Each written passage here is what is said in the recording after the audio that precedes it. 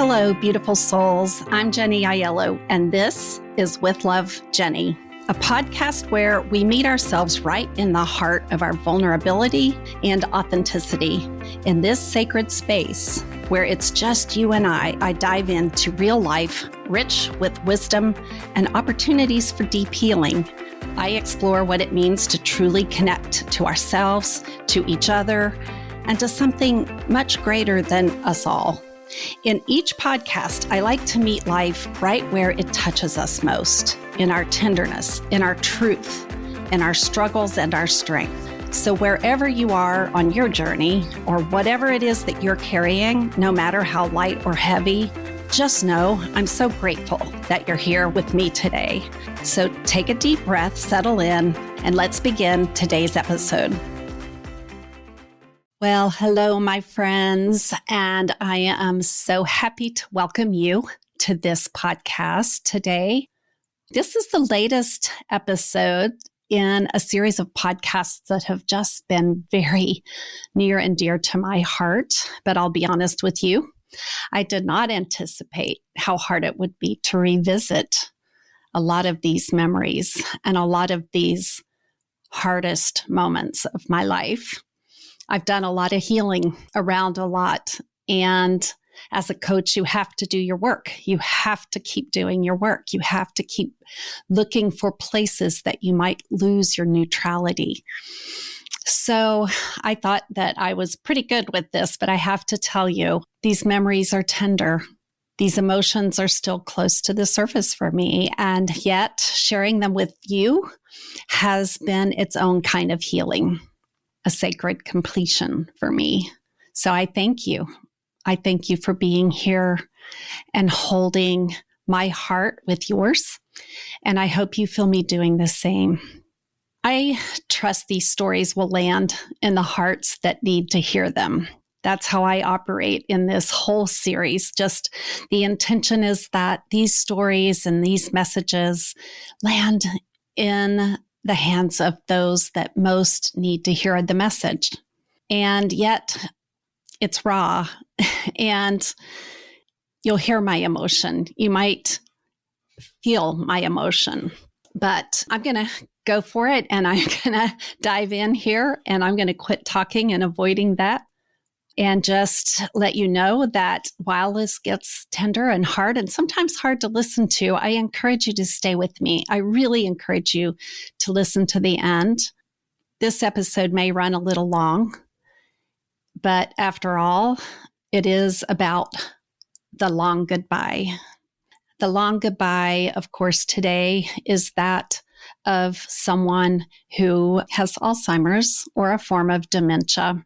We're going to talk about the difference between those two words. They are used interchangeably often, and I know I got confused a little bit along the way. We're going to talk about some statistics, but we're going to mostly be talking about like all the parts of that journey. Well, not all of them, because I would be here for probably 12 hours, but the parts of that journey that were so difficult for me. And they may be the parts that are difficult for you too. And you might have parts that I didn't share that you would like to share back with me. And let me tell you, I love hearing from you. So I hope you will. And together we'll go through this, okay? So I'm going to dive in. Oh, I remember the moment as if it were just frozen in time. Even though my mom had repeated herself often and had trouble remembering what happened just a few hours earlier, she was still there. She lived with us. She lived with us for more than 16 years. She and my dad for 10. And I just loved going into their little apartment that was a part of our home that we made just for them. And I loved sitting next to her in my dad's recliner. And when I sat next to her watching Wheel of Fortune and Jeopardy, I could just pretend that everything was okay. Just for a few moments, everything was okay. She was okay. I was okay. And I could feel my own significance when I was with her. With her, I remembered me. And I just loved her incredible positive spirit, how much she encouraged me, how much she never stopped telling me that she believed in me. During those years, I was up against a lot in my adult life. My kids were flying out of the nest right and left, and some were ready and others, well, not so much. Some were crashing and burning right into adulthood. Don't worry, you'll hear about those in future episodes. But during this time, family was stressful, work was stressful, home was stressful. But when I would go down and I would sit next to her, I felt my strength return because I wasn't just the mom. I wasn't just the business owner. I wasn't just her caregiver. I wasn't the wife trying to do everything for everyone. In that chair, sitting next to her, I got to be the child again, the one who still had a parent.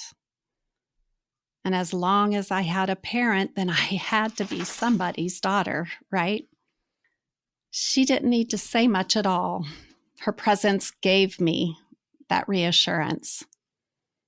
She came from a long line of strong women, strong healers. She herself, a nurse. She was the epitome of compassion. She was truth. She was generosity. She was love, quick to help a friend or a stranger in need. She was easy to love then.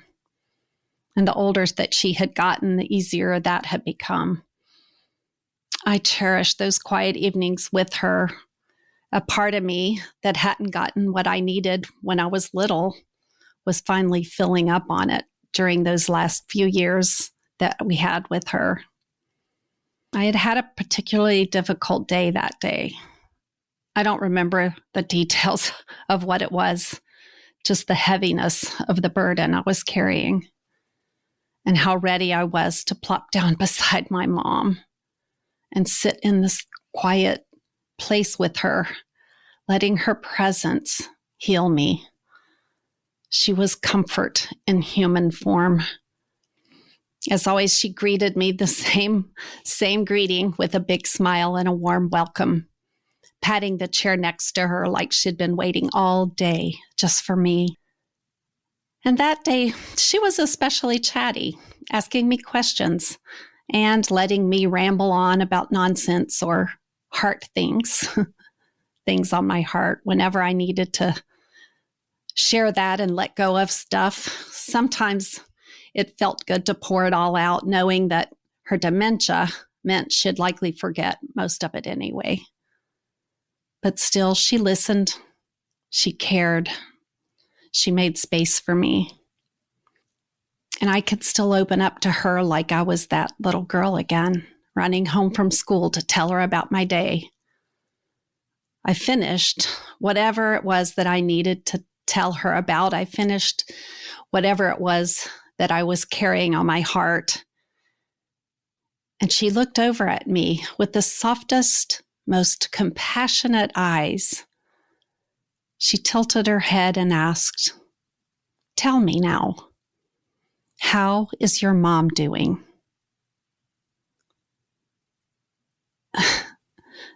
Those words, I still freeze when I think about hearing them. I didn't know what to say, but it was the first time, at least the first time that I knew of, that she didn't recognize me. All that time, she didn't know who I was. And it pierced something deep inside. I was devastated, but I knew I had to mask it. The tears filled my eyes, so I looked away and blinked for a moment. And I knew that I had to be someone else in that moment. But who was I now? Who did she think I was? How could I answer that question? So I did the only thing I knew to do, and I said and spoke the truth. My mom is doing okay. She's taking it day by day. She's keeping a smile on her face and thinking about others more than herself, and She does know she's deeply loved. Every word of that was true. She nodded, content with my answer. And we went back to just sitting in the quiet, just long enough for me to exhale and wipe a tear. Something in me, though, it shifted. I realized in that moment that soon I'd have to start telling her things that weren't true about who I was or where my dad was, about what had happened to him. That moment was the beginning of 1,000 quiet goodbyes. So what's the difference between dementia and Alzheimer's? You've probably heard the terms dementia and Alzheimer's used interchangeably, but they're not exactly the same thing. So it was the very first thing I had to learn. Dementia isn't a single disease. It's an umbrella term, a way of describing a collection of symptoms, so to speak, that affect memory, thinking, judgment, even the ability to perform everyday tasks. Dementia is more like a warning light on the dashboard of your car. It tells you something's not right, but it doesn't tell you exactly what the cause is. On the other hand, Alzheimer's disease is the most common cause of dementia. It's a specific progressive brain disease that slowly damages and eventually destroys brain cells. So while Alzheimer's disease is one form of dementia, not all dementia is Alzheimer's. And here's a simple way to think about it. Dementia, it's the symptom. Alzheimer's is one possible reason behind it. There are other forms of dementia like vascular dementia, Lewy body dementia, or frontotemporal dementia, and each one shows up a little bit differently. The key difference is how they start, how quickly they progress, and what is happening behind the scenes in the brain. So one of the questions I asked was, do these symptoms show up the same way for both dementia and Alzheimer's? And they said, well, they can all overlap, but not always. Here's the breakdown.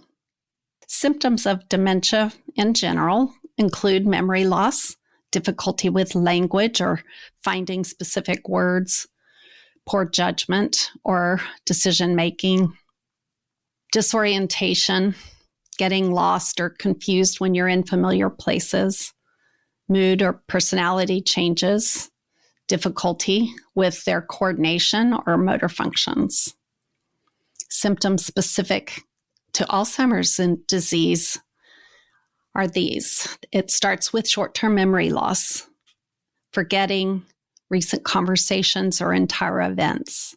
It progresses to language difficulties, confusion, and eventually their inability to recognize loved ones. It can have a gradual onset and a steady decline over time. They may and eventually will experience behavioral changes like getting anxiety or agitation or starting to withdraw, which often increases as the disease progresses. There's other types of dementia. As I mentioned, Lewy body dementia. That often includes visual hallucinations and Parkinson-like symptoms early on. Frontotemporal dementia. It might start with personality changes or inappropriate social behavior before their memory is affected. Well, my mom showed the symptoms of Alzheimer's disease. She was actually treated with some medication to slow the progression, but there at the time was nothing that would cure it. I wanted answers. As you heard in the last episode, if you did catch it, in episode 40, I talked about walking my dad through a cancer diagnosis. The doctor said you can expect about 6 months. He made it 9, and that was okay. Told us exactly how this would progress, and hospice started with us right away, through those 9 months and also kept us informed about how he's doing and what would come next. So I searched for those answers automatically. I went to the doctor. I wanted to know what to expect. And frankly, I was surprised at how little they could tell me because so many people are different. Everyone's journey is as unique as the person, but there are some threads of commonality. So I'm going to keep sharing the story of what it was like going through some of those milestones. My mom had started waking up at night and calling out for my dad. By then, he had already passed away. He had been gone for a few years. But in her mind, he wasn't gone. He wasn't passed away. He just wasn't in bed with her. We'd hear her over the baby monitor that we kept in our room and would rush to her. She'd be frantically searching, calling his name, asking us, "Where's Ben? Where's Ben?" Looking under the covers out the windows as if he might be walking up the driveway. At first, we didn't know what we thought we were supposed to do, so we told her the truth. That's what we always did. "Mom, Dad is gone. He passed away." To her, it was like hearing it for the very first time. Every time. "What? Your dad passed away? Why did someone not tell me? Why didn't we have a service? When was the funeral? How could I not know?" And she would cry and sob in my arms and mourn him as she fell back asleep, as if he had just died that day. It was cruel to tell her. It was cruel to watch. And I just didn't know what else to do. I went to an Alzheimer's Association support group led by a friend of mine, and I talked to them.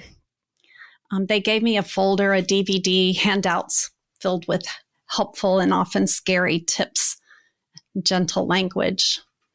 But I only had one real question in my heart. How do I tell my mother that her husband has died again and again and again?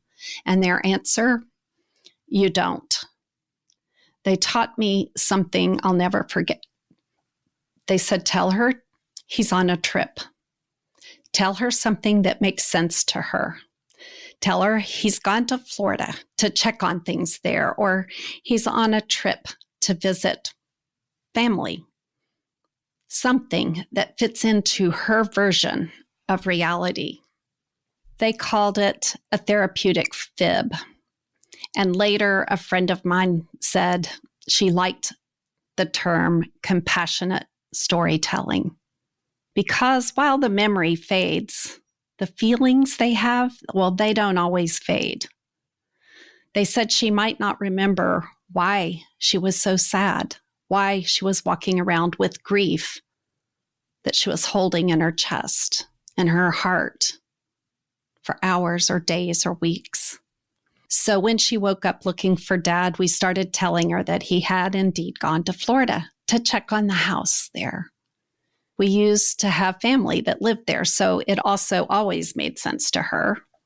She never once questioned it, not once. She peacefully let us tuck her back in bed and with a smile said, "Good night, I love you." And still, every single time I said it, I'd brace myself. I'd wait for her to call me out, to say, "That's not true," or "You're not telling me everything." Because I never lied to my mother, and I wasn't at all good at it. And I'm still not good at not telling the truth. I guess it was something I learned earlier on that you don't do that one, not to her. Lying felt almost unforgivable. So at first, this was really hard and very scary for me to do, the compassionate storytelling. And then one day, I just had to say it about something trivial, fully bracing myself again, yet seeing the peace come over her. Compassionate storytelling brought her joy. It brought a smile to her face. It brought her peace. And it gave me permission, not to deceive, but to protect. to love her in the world that she lived in, not the one I needed her to return to. There were a few times after that when she knew exactly who I was. Clear, solid moments of complete recognition. Those moments became fewer and farther between. Still, even when she couldn't place my name or remember that I was her daughter, she knew I was someone. She treated me like I was important. She knew I was safe. She trusted me. She let me care for her. She let me guide her wherever it was that she needed to go, even when the time came to move her into memory care.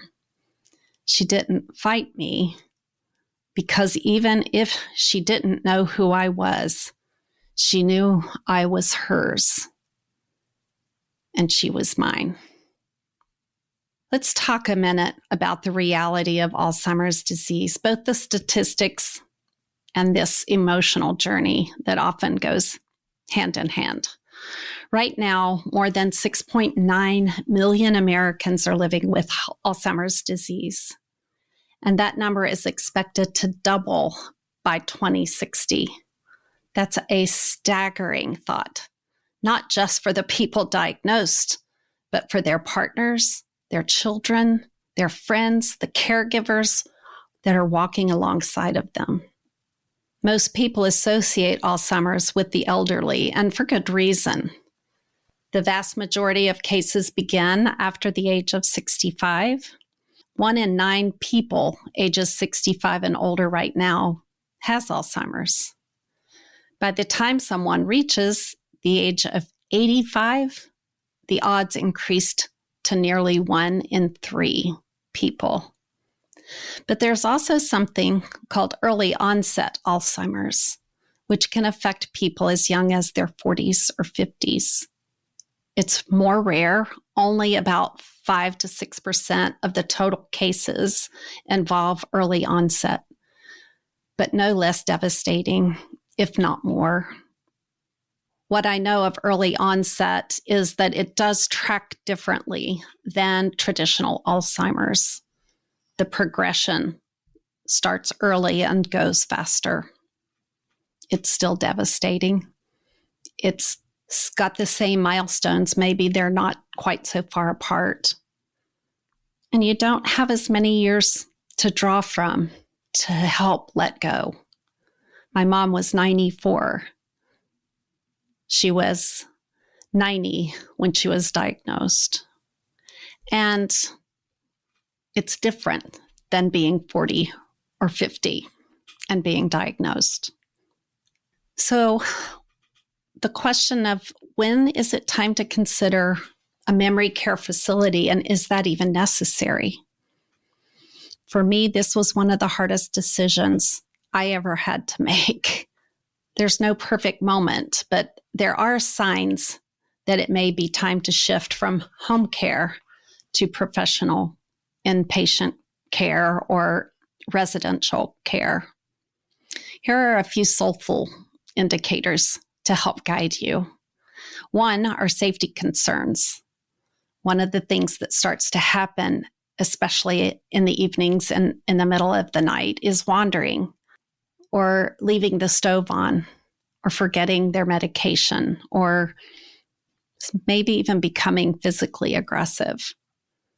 Another hard but true fact is caregiver burnout.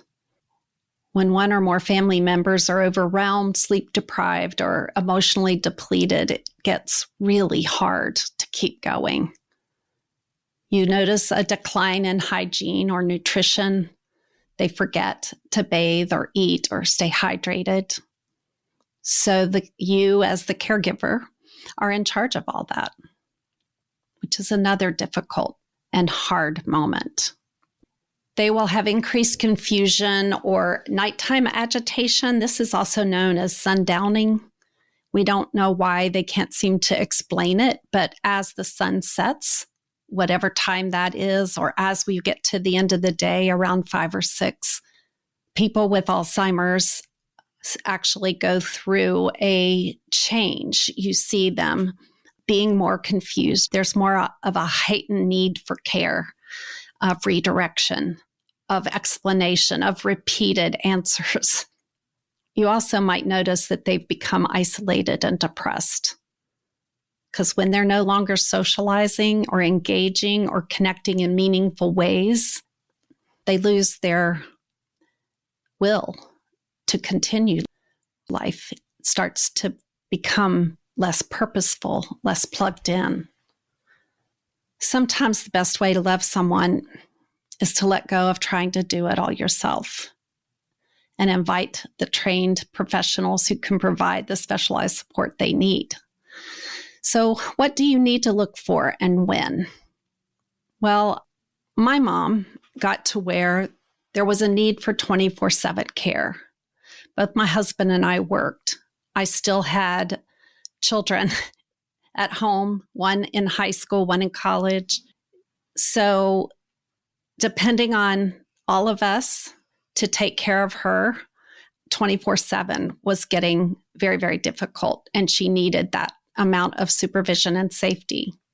So we put together what I needed more than my mom needed because I was doing what they would be doing, right? This was more for our family, is that we needed in-home care. And we started with a few days a week so I could work a couple days a week. We increased it pretty quickly to 5 days a week. We tried to budget it for 9 to 2 every day and then extended it on days that we needed to from 9 to 5. It just increased as our needs increased and our life had demands. And even when it didn't, to know that sometimes I could just be upstairs and not have to be on the clock with her. The things that you have to do is make sure that the person taking care of your loved one is trained in dementia. Oh my goodness, you guys, it's pretty scary what's out there. And if they're not trained in dementia, they will do things like talk to them as if they're in preschool. And while they're forgetful and they can't remember things, and maybe they're advanced enough to where they aren't able to cook for themselves, they're still in there and they still have the intelligence. It's just not as easily accessible to them. So you don't treat them like they're children, and you certainly don't talk to them like that. I am a big advocate in elder dignity, and they are losing it quickly, let me tell you. If they have this disease, they lose their ability to take care of themselves, to even shower. There's a lot of care that goes into them, and they need their dignity. Protect their dignity. Just don't treat them like they're children. You want to have activities designed to support cognition function. There are things of sorting a bunch of your socks, take them down. My mom loved doing laundry for us, so I would take down lots and lots of socks in a laundry basket, and she would sort them and match the pairs and put them all together for me. And I would take them all apart and take them the next day. And she never asked me why we were going through so many socks. She was just so happy that she could help. Sorting things, working puzzles, doing things like that actually help their cognition. It helps their brain. You also have to create the environment in a way that reduces confusion. Having visual cues for things. This was especially difficult for us. My mom had macular degeneration. Thank you for your patience on that. Macular degeneration, and she had lost her eyesight completely in one eye. And so making sure that she had things and had visual cues was important. Some families do start with in-home memory care, as we did, part-time adult daycare programs where you take them into just an adult daycare. But again, make sure they're trained in dementia because some are not. This is good for early to middle stage in the Alzheimer's journey. But as it progresses, it might be that you need full-time help, and others they come to a point where they know that the only option left is to put them in a place where they're safe for both the families and for the caregivers and for the person on this journey. This is a very, very difficult time. So I want to tell you a little bit about what to look out for when you're choosing a facility, if that is where you are. One, you want it to be clean and well lit. It needs to have a home-like, warm environment, not a clinically cold, sterile environment that feels like they're hospitalized. The staff needs to have a very calm demeanor. It needs to have a very patient-centered approach to the structure of the day, not being overly clinical. You want to know the ratio of caregivers to residents. You want to know the structured daily routine and how they communicate that routine. You want to have programs for music, art, nature, touch therapy. Those are all kinds of things we talked about as far as their development and cognition. How you feel when you walk in is the best indicator. Your body often knows what your mind isn't ready to say, but you need to walk in and feel like this is a place that's okay. I would like to be here. Okay. So looking for facilities, you want to give that some time. You want to give it patience, and you want to give it some really thoughtful consideration. Well, those are all the facts. It's important for me to share those with you, but also want to share the reality. So I'm going to go back to my story. When it came time for my mom to live somewhere else other than with me, I was an emotional wreck. We were all exhausted, not just tired. We were weary down to our bones, not just because of my mom. We had so much going on in our family. We had so many challenges at work, at home, and taking care of her the best that we could 24/7 was wearing us out. We had to wake up when we would hear her in the night. We had cameras installed. So when I saw her bedroom light go on, I would watch the living room camera to see if she left the room at all. If we saw her go into her living room, we knew we had to get down there quick. Sometimes she would turn the light on and we would hear her use the restroom and get back in bed and go to sleep. Still, we would be awake. And my ear was never far from that monitor. Even when I slept on high alert. We worried about her 24/7. And frankly, we had used up all the options that we had and all the resources to keep her at home. I knew that we all knew that the time was drawing near and that decision was going to have to be made.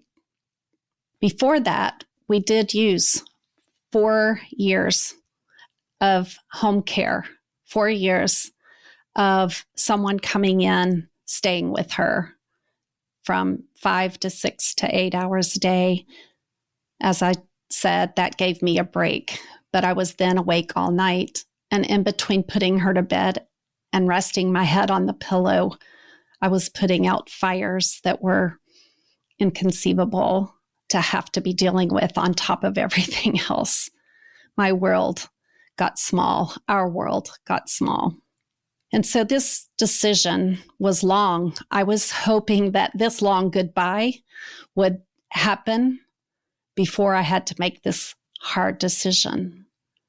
I just knew that I was going to be able to take care of her through the end of her life, and I wanted desperately for that to be the way this story played out. But as you know, there's our will and there's another power that has a plan. And this was hard because she was still really strong physically.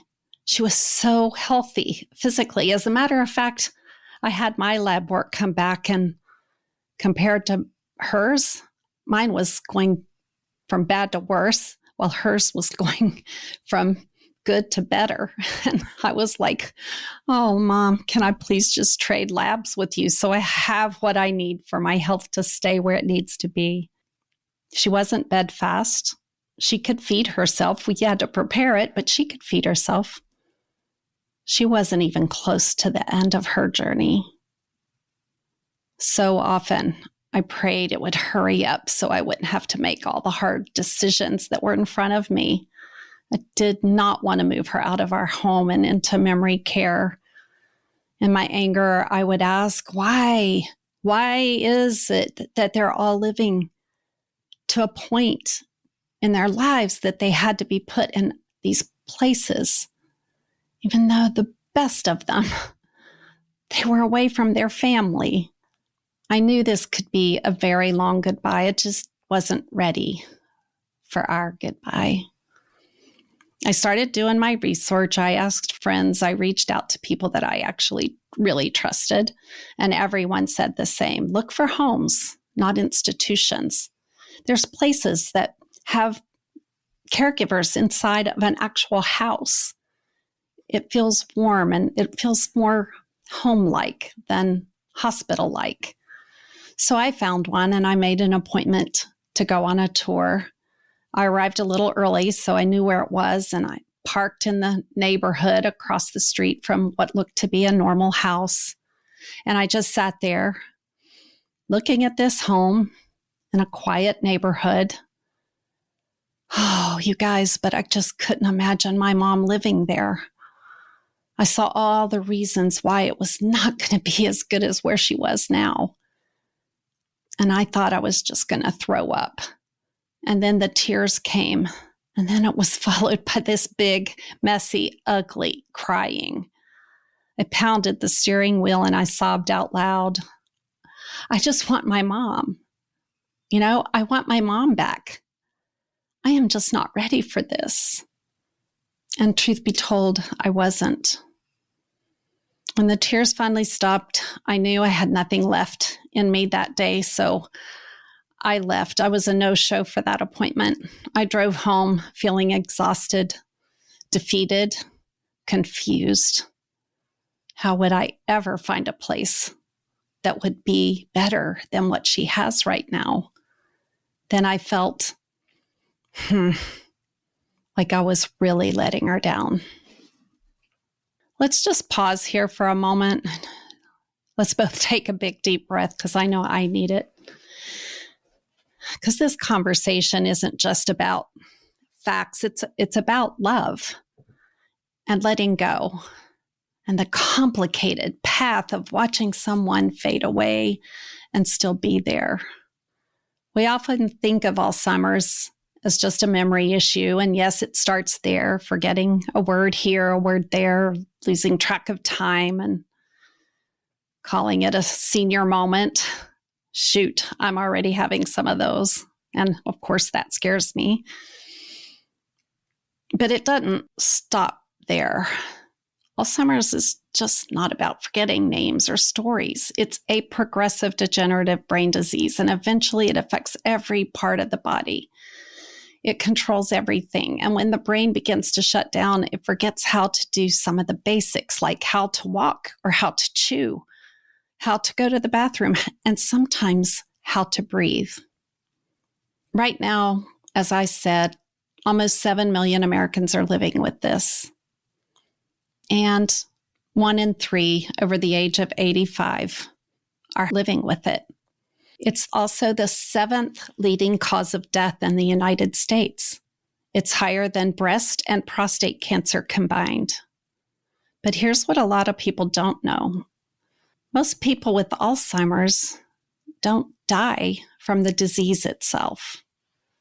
They die from what Alzheimer's causes. Things like pneumonia, especially aspiration pneumonia, which is from having a difficulty swallowing their food.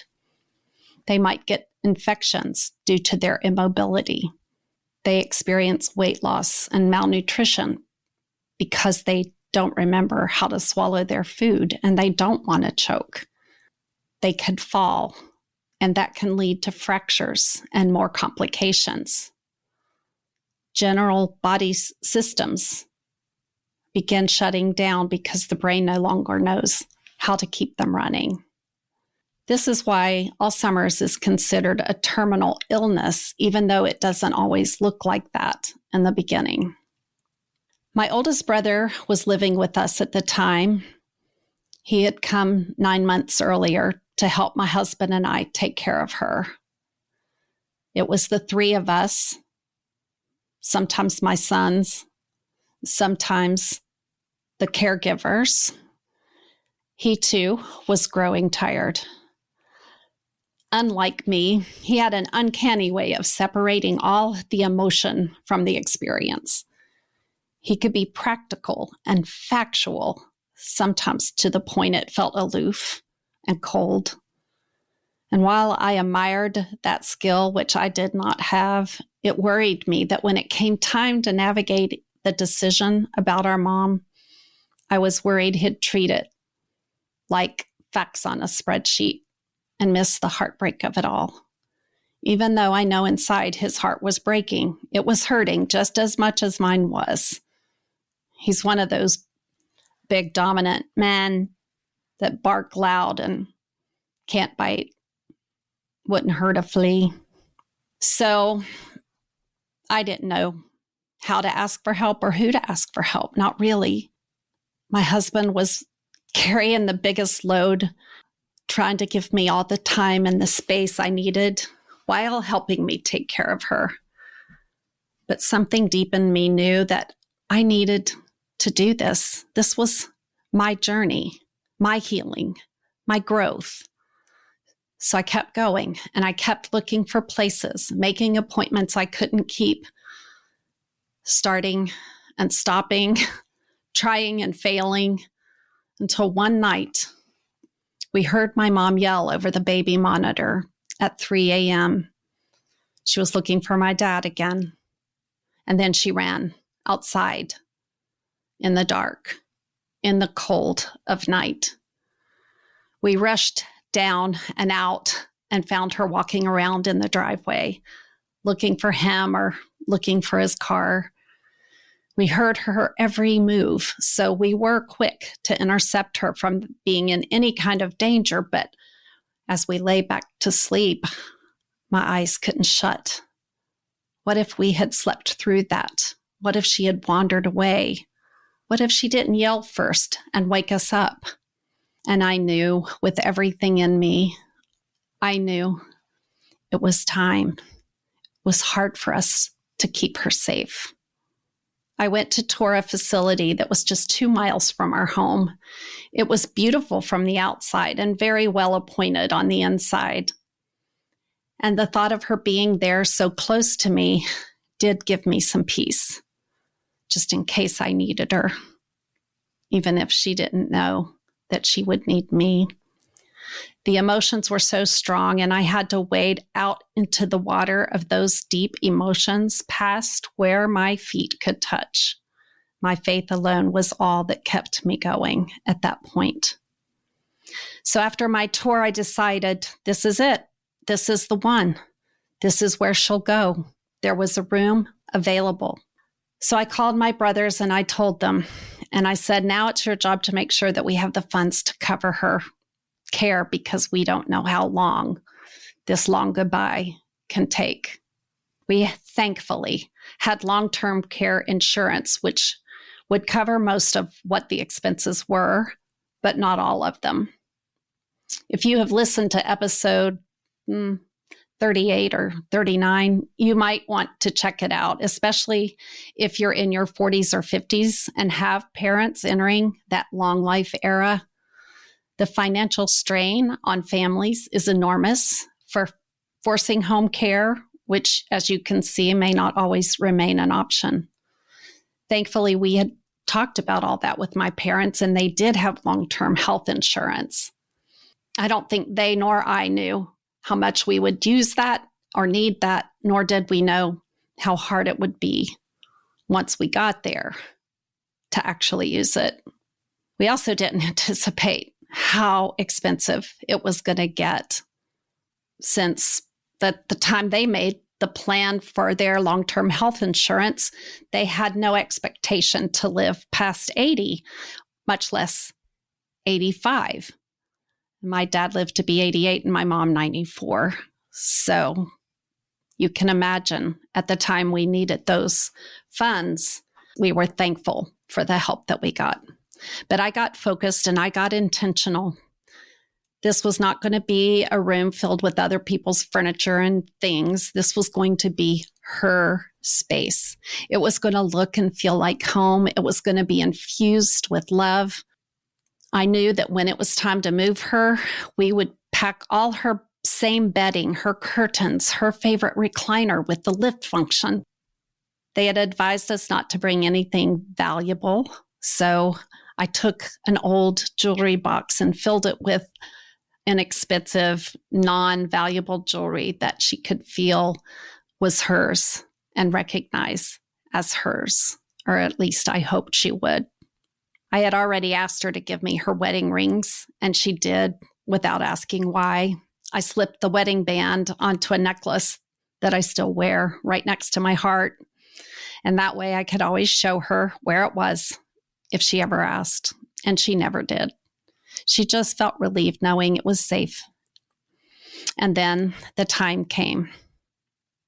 I'll tell you, as much as I prepared, I wasn't ready. It was the night before.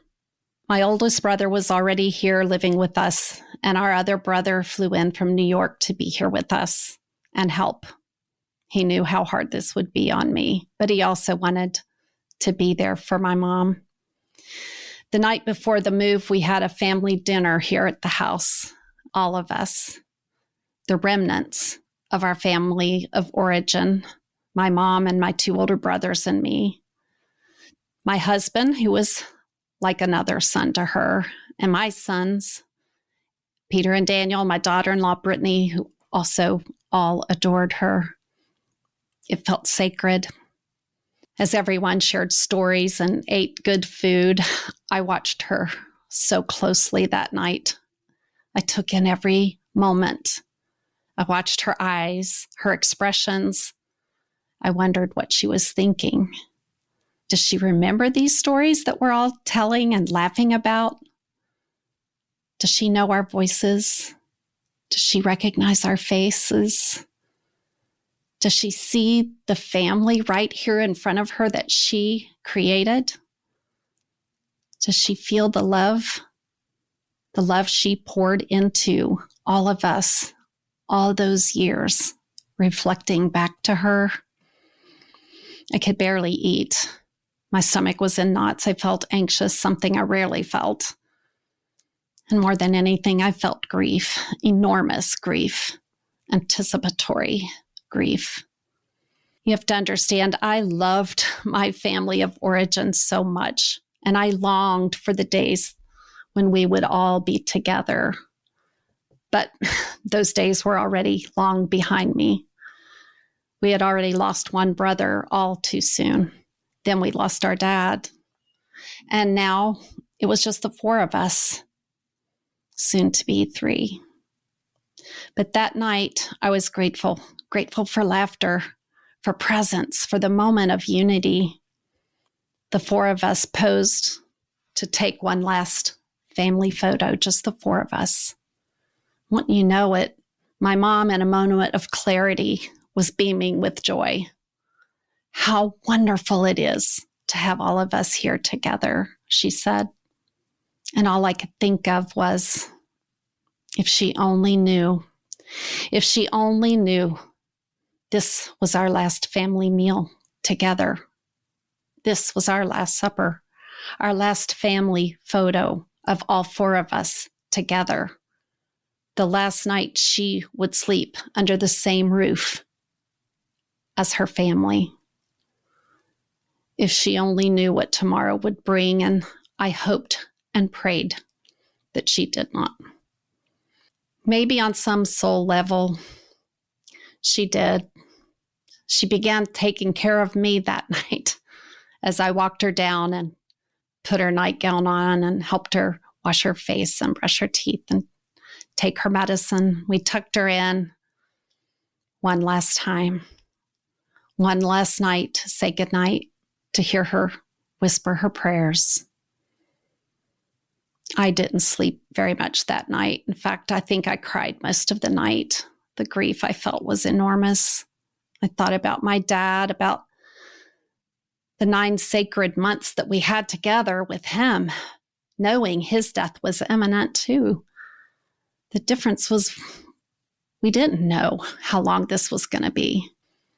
I did think about our final conversation with my dad and how lucid and how alert he was, how he always knew exactly who I was. And in fact, in that moment, cancer felt easier than this.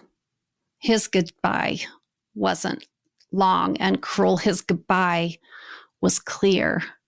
But my mom, she was still here and yet so far away.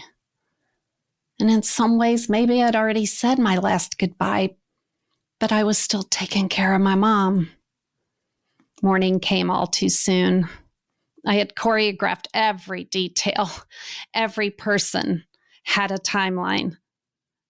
My brothers and Bob would take her out to brunch. Myself and my sons would quickly strip her bedroom, pack all her things, take all her clothes and furniture and move it in and get it set up to be just perfect for when they finally brought her to her new place that she'd lived.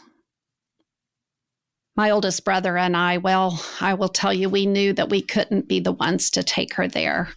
We couldn't be the ones to walk her through those doors and ride with her to the 3rd floor and leave her there behind locked doors. So he and I stayed home. And my other brother and my husband, the two she trusted probably most of all, did that noble task. Her beloved caregiver, Caroline, helped get her dressed and took her out for that early lunch. Meanwhile, we got everything taken care of, and we got the text from my husband and my other brother that they had arrived. Everything went according to plan except one small thing, the unexpected moment of clarity that she got. And as they pulled into the parking lot, she turned to my husband and said, "I know what's going on now, and you should have told me." Those words broke his heart. She trusted him, and in that moment, he felt he had betrayed her. This is one of the cruel parts no one really talks about in the journey with Alzheimer's. Those flickers of awareness, those brief awakenings that you hold on to sometimes and sometimes wish that had never happened. But once she walked into her new room, she quickly seemed to forget what she said in the car. She looked at my husband. She was overjoyed. She loved how personalized her hotel room was and just how beautiful it was. And the photo of my dad on her nightstand, that was the one thing she loved the most. She never forgot him. She kissed it, that picture of him. She kissed it goodnight every single night. My brother helped her with the last few details, and my husband sat with her for a little longer, just visiting. Now noticing that she had grown tired, he suggested she lay down for an afternoon nap, which she agreed to. He tucked her in, kissed her on the cheek, said goodbye. They had told us to give them a few days to let her get acclimated. So if you go through this, just be prepared. I wasn't. I didn't like it at all. I had already started missing her. That evening, our family, my 2 brothers, my husband, my kids, we all went out for a family dinner together. It was somber. My older brother kept trying to keep it light for all of us, but you could see the grief on all of our faces. It felt heavy. So we were sitting there, my husband and I, again, we couldn't eat. And suddenly our phone rang. It was the facility. There was an issue getting her prescriptions delivered in time, and they wondered if we could drop them off and actually administer them to her ourselves. This was something my husband had done for her every night for the past 5 years. So it felt like a gift, an invitation back into her presence We quickly left our dinner. When we arrived, she was getting ready for bed. And when she saw us, she knew who we were. She lit up and she said, I've been having so much fun on this trip. It's a trip of a lifetime, and I can't thank you and Bob enough. I was puzzled, but smiled and agreed. And then she said, what is the plan for the next day? We looked at each other, unsure how to respond. And before we did, she said, after walking all over Paris today, I think I'm going to stay in and just rest tomorrow. This hotel is so lovely, and the dining room is exquisite. I imagine you're going to be off to the Louvre, and there's so much walking that I know I won't keep up. So you all go on without me, and just know I'll be here and I'll be okay. I'm just going to rest. Besides, this room is so lovely. I'm so comfortable here. Puzzled, elated, confused, sad. Can we have all those feelings at once? We smiled. We agreed. Yes, the Louvre is a lot of walking, Mom. And yes, it's a good idea for you to just rest. She seemed so proud of her decision. She reassured us, it's fine. Go enjoy yourselves. This journey, the ins and outs, the ups and downs, the emotional roller coaster, it truly is remarkable. Most of the time, I envied the world she lived in, so separate from this horrid reality I was in.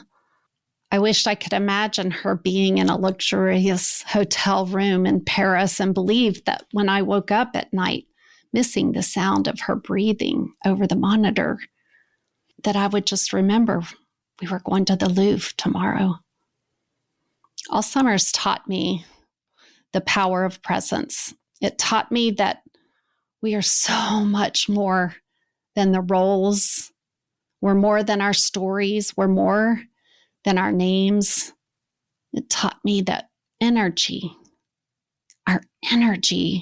our big spirit, is one of the greatest gifts we offer another human being. I learned strength. I learned grace. I learned to advocate for her dignity, for her health, for her wholeness, whether she lived under my roof or not. And I learned about selflessness without burnout. I learned about letting go and not holding on to control. I learned holding on to what was, to what could never be again, was just my own torment, self-created, self-perpetuated. So eventually I learned how to embrace the gifts that show up in the dark, the gifts that come wrapped in heartbreak and surrender. I learned how to say the long goodbye with grace, not grief, with acceptance, not resistance.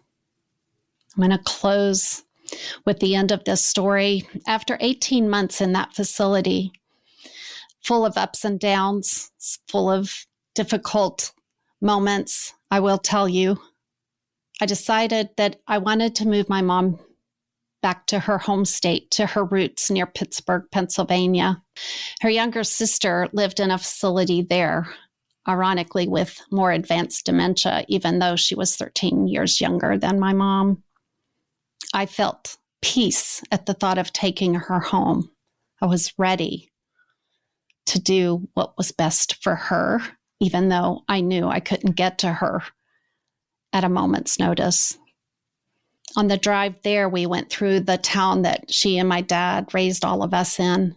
We stopped by our childhood house, the one that she and my dad had built together, and the one that I say built me.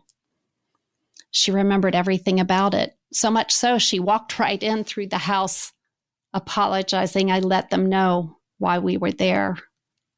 And with so much grace and so much compassion, they let her walk through the house, telling stories about she and my dad painting standing on big scaffolds, painting the entire perimeter and trim of our house. It was like yesterday for both of us. I got the gift of reminiscing my childhood with her, watching her and I walk the hallways where my bedroom once was, where her bedroom once was. Memories flooded back in my mind just as they did hers. Different memories, but all true. It was such a gift as we finished our drive to the state of Pennsylvania, where we got to the new facility, where we would once again create a safe place for her. When we got her settled into the new facility, she and her sister indeed reunited. They sat at dinner together. We walked away and she said, "There's something not right with her," when she was referencing her sister. She knew who she was, but my aunt, she didn't know us. So I promised my mom I would visit every month as often as I could. It wasn't always easy to get there, but knowing how loved she was there made it easier. I felt 100% better in that facility, which made me have guilt and question the decision of why did I not go sooner. I just felt peace. Maybe it was because I wasn't ready. Maybe it was because she wasn't. I have to trust in the divine timing and the perfection of everything. So now I want to talk about something else that people don't expect when they go through the journey of Alzheimer's, because we do associate it with just certain aspects. We don't realize that sometimes when they have a side effect or a symptom of their Alzheimer's, as I mentioned, they can fall. And that's what happened to my mom. Falls can lead to broken bones, and they can also lead to surgeries, and surgeries that they actually can't recover from. And in that way, Alzheimer's can be fatal. There's a note I want to say here. I'm not a doctor. I have no medical background. I only have this experience and the important and compassionate advice from the Alzheimer's Association. When I had that folder given to me years earlier, I remembered reading something. Be careful with surgeries. If they're advanced enough in the Alzheimer's journey, their ability to remember how to breathe can mean that they can't survive the surgery or that they can't remember how to wake up. General anesthesia can also worsen cognitive decline. So if they do remember how to breathe and they do wake up from their surgery, you should be prepared for the cognitive decline to have happened even more. Anesthesia can, with a healthy brain, cause temporary confusion or brain fog after surgery, but someone with dementia or Alzheimer's, well, that confusion can become permanent and often does. Can also accelerate the progression of the disease. It's called postoperative cognitive dysfunction. In some cases, people really never do return to the baseline, and they emerge more disoriented, more agitated, sometimes unable to recover. So you have to ask some hard questions because most likely you're the person who gives the authority for surgery. And in my case, that was what happened. So my mom didn't die from Alzheimer's.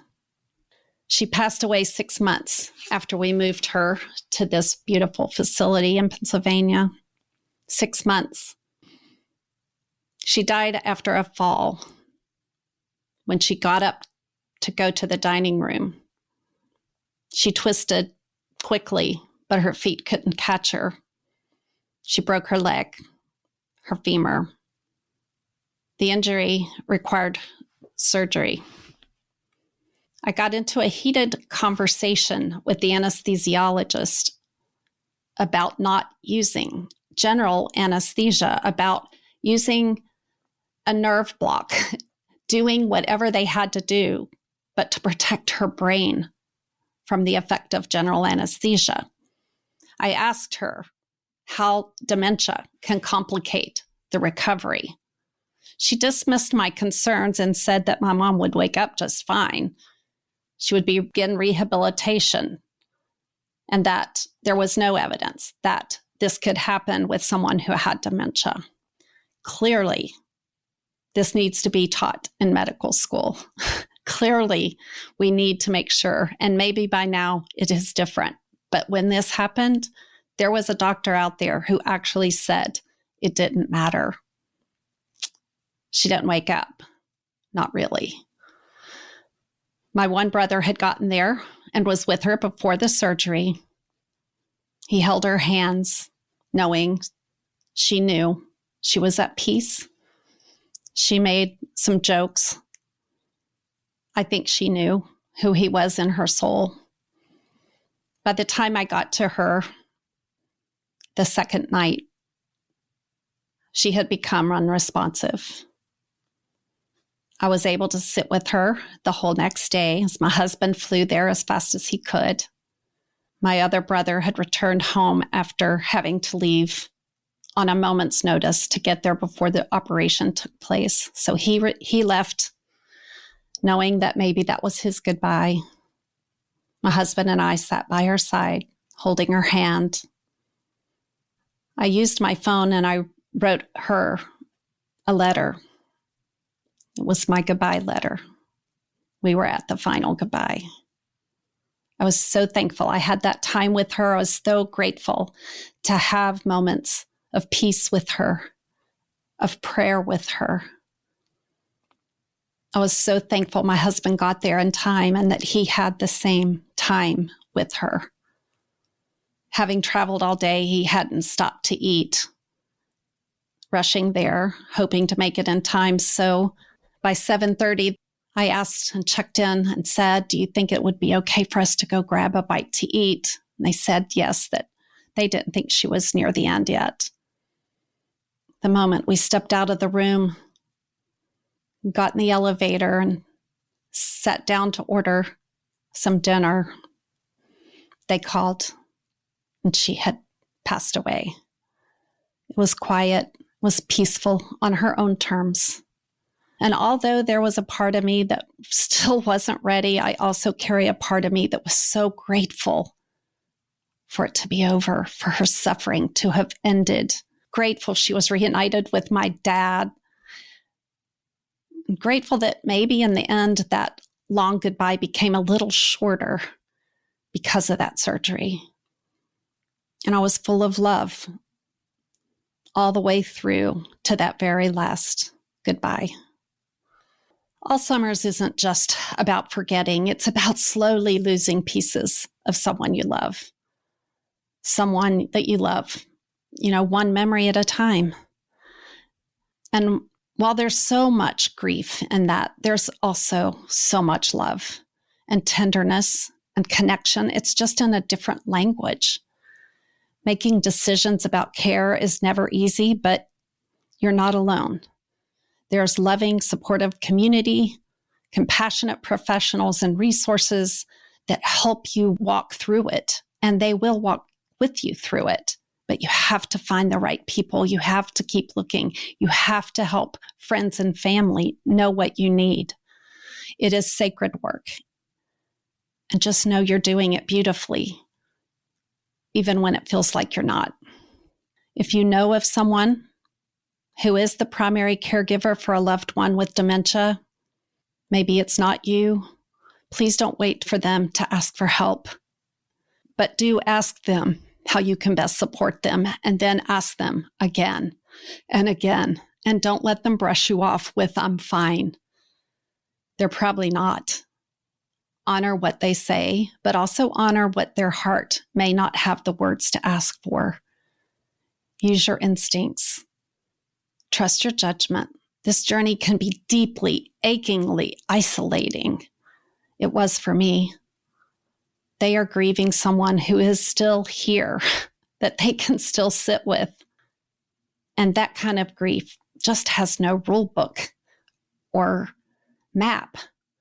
They may not even know what they need. So just keep showing up for them. Take them a warm meal, drop off flowers, send a handwritten note, offer to sit with them and let them have time to take care of themselves, to go to the doctor, to get their hair done or their nails done. Do anything, say anything. But let them know you are seen and you are not forgotten. Because while they're not being forgotten by someone they love, it makes all the difference to know that they are not forgotten by the world around them. Love them gently, love them often, love them loud enough to be felt in the quietest, loneliest corners of this journey. Thank you all for spending this time with me today. This is by far the hardest podcast for me yet. But don't worry, we got some more doozies coming. I'm going to try to lighten it up for you in between. But if this conversation stirred something in your heart and you'd like a quiet space to reflect and just breathe, I've created a special guided meditation that goes along with this episode. You'll find it waiting for you. The link is in the show notes. It was made with love and deep understanding for anyone walking this journey. You'll also find other meditations there with other podcasts on grief and on letting go, on this healing journey called life. So take what you need whenever you need it. And if someone came to mind while listening today, someone who might be walking a similar road, please share this with them. There's something powerful in hearing another person's story that maybe you have in common and realizing that we're really not ever alone. We're never alone in this. There's so many of us navigating these quiet heartbreaks, these long goodbyes, these moments of grace in the middle of it all, these hard decisions, these midnight alarms, the separation that comes slowly. 9 million people suffer from this. That means there's at least 9 million caregivers, family members, usually 2, 3, 4 times that many, who are going through it. So share this, remember this, and tell them they don't have to do it alone. Let's all keep showing up and remembering to lean on each other and to ask each other for help. Show up with love for our people, our families, for ourselves, for our friends, for anyone who just needs to know they're not forgotten. Until next time, with love, Jenny.